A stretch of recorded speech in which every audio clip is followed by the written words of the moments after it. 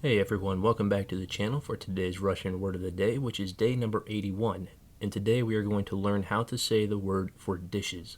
And when we learn this word for dishes, this is referring to all kinds of dishes, as in when your mom told you, wash the dishes. Посуда. Посуда. Посуда. When pronouncing this word, all three consonant sounds are hard. Also make sure to note that the first vowel, o, is reduced. Instead of po, it would be p in this case, pasuda. Go ahead and practice this word a few more times at the end of the video.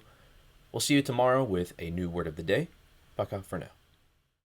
Посуда. Посуда. Посуда.